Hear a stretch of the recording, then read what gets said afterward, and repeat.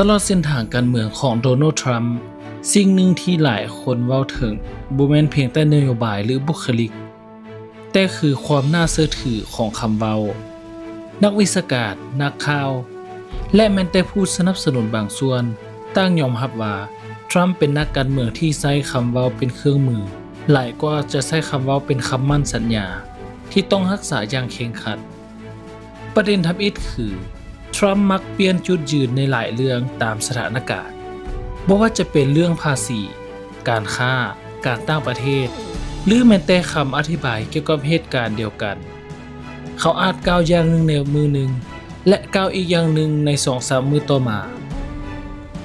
หากเห็นการเปลี่ยนแปลงนั้นเป็นประโยชน์ต่อเป้าหมายทางการเมืองของตนเองเฮ็ดให้ประชาชนจำนวนหนึ่งตั้งคำถามว่าคำเว้าใดคือจุดยืนที่แท้จริงของทรัมป์ประเด็นที่ 2 คือการกล่าวอ้างโดยบ่มีหลักฐานเพื่อมารองรับหลายครั้งทรัมป์ใช้ถ้อยคำที่หนักแน่นและมั่นใจ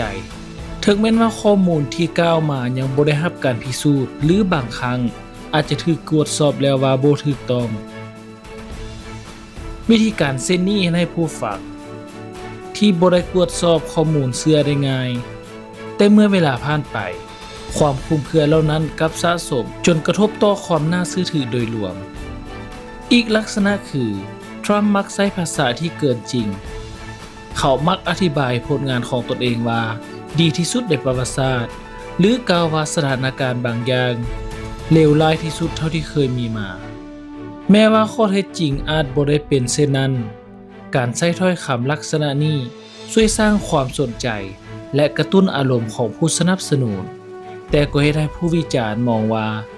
เป็นการสื่อสารที่ขาดความแม่นยำนอกจากนี้เมื่อคำมั่นสัญญาของเขาบ่เป็นจริงทรัมป์มักจะเปลี่ยนประเด็นโดยโยนความผิดไปให้ผู้อื่นหรืออธิบายสถานการณ์ใหม่ในลักษณะที่ลดผลกระทบต่อภาพลักษณ์ของตนเองลงวิธีการดังกล่าวเฮ็ดให้ฝ่ายสนับสนุนยังคงเชื่อมั่นแต่ในสายตาของผู้สังเกตการณ์จำนวนหลายกลับยิ่งเฮ็ดให้ความน่าเชื่อถือของเขาลดน้อยลงอย่างใดก็ตามการวิจารณ์ควรตั้งอยู่บนความเป็นธรรมถึงแม้ว่าทรัมป์จะถูกวิจารณ์อย่างหนักเรื่องความน่าเชื่อถือ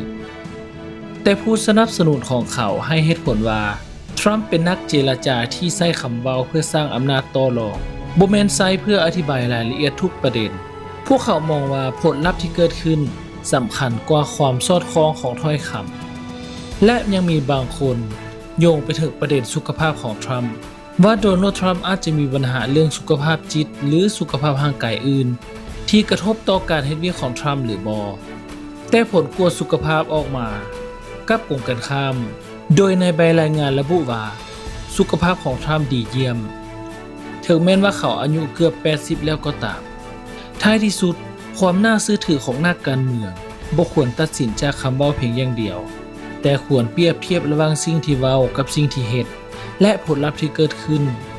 ในกรณีของโดนัลด์ทรัมป์ซ่องว่างระหว่างคำประกาศกับข้อเท็จจริงในหลายเหตุการณ์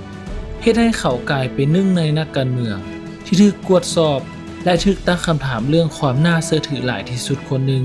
ในประวัติศาสตร์การเมืองของสหรัฐซึ่งในนี้บ่ได้หมายความว่าคำว่าของทรัมป์ทุกประโยคเป็นเท็จแต่สะท้อนให้เห็นว่าผู้ฟังควรใช้วิจารณญาณตรวจสอบข้อเท็จจริงจากหลายแหล่งและแยกแยะระหว่างวาทศิลป์ทางการเมืองกับข้อเท็จจริงที่สามารถพิสูจน์ได้เพราะในโลกการเมืองคำเว้าสามารถสร้างอิทธิพลอย่างมหาศาลแต่ความน่าเชื่อถือจะเกิดขึ้นได้ก็ต่อเมื่อคำเว้านั้นสอดคล้องกับความเป็นจริงและการกระทำตามมาถ้าท่านผู้ชมมักคลิปของเราก็อย่าลืมกดปุ่มติดตามและกดกระดิ่งด้านข้างเพื่อเป็นกำลังใจให้กับช่องของเราและเพื่อจะบ่ได้พลาดเรื่องราวดีๆแบบนี้ในคลิปต่อไปสำหรับมื้อนี้สบายดี